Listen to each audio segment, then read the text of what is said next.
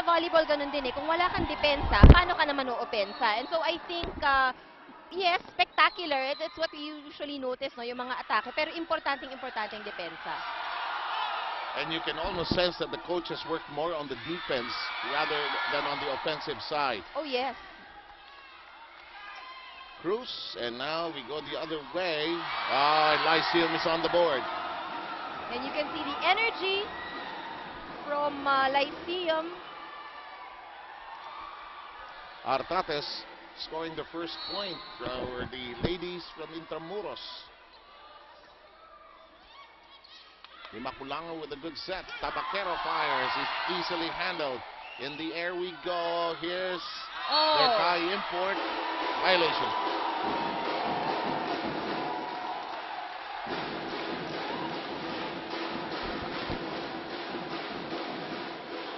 You know, you got to start strong against UST. You got to give them something to think about. If they want to assert themselves, they can win anything in 3 sets, actually.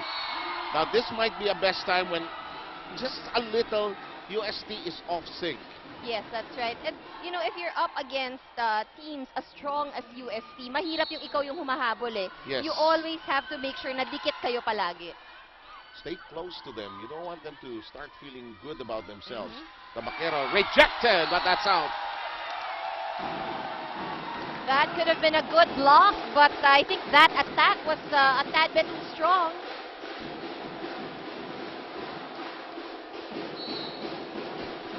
We're currently tied at 2 apiece. That is inside. Misjudged by De La Peña, and she acknowledges the mistake.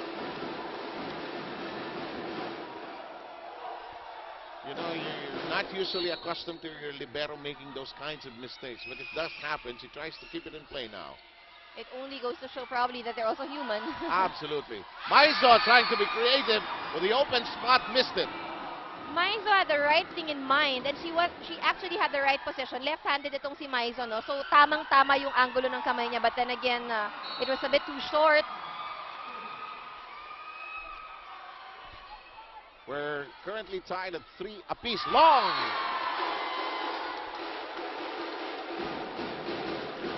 Ornip's not strong shot. Went all the way to Chiang Mai. And it's now 4-3. But you see, we are only here in the beginning, pero kita mo how intense both these teams are moving inside the court. Joy Cases scoring. So far, the points of Lyceum have been on the errors of UST, but now they're getting a bit of their offense going. Cases finding that soft spot. And what's nice is that you can see variations in their shots. It's not about it's not all about strong spikes, no? Meron ding mga medya. Cases, you were just saying it. You were just saying it, Ann. Again, a variation of shots. It seems that it's something that Lyceum has mastered when they have started preparing for this game. Of course, the Lyceum team hurting from the death of their athletic director, Mr. Tani Gonzalez, who passed away just 2 weeks ago, who was with us here in the V-League just about 2 weeks ago, and we do miss him. In the meantime, that is outside and will go to UST. We're tied at 5.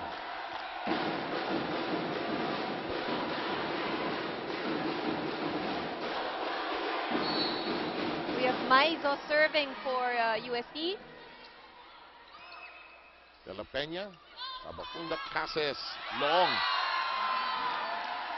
Alam mo, pag may block, magdadalawang isip ka kung itutusok mo o ida-down the line mo, ilalampas mo. Especially if you're against a team like UST na napakatatangkad and also known to be such great blockers. The minute you start thinking too much, it becomes that cause of delay. Here comes Cases, wants to regain that point, got it.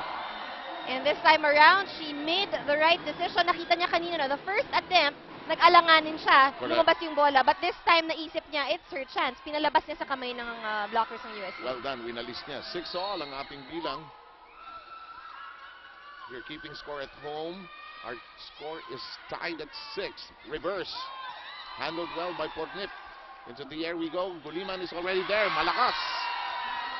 What is a check ball? A check was called, but UST is trying to say there's none.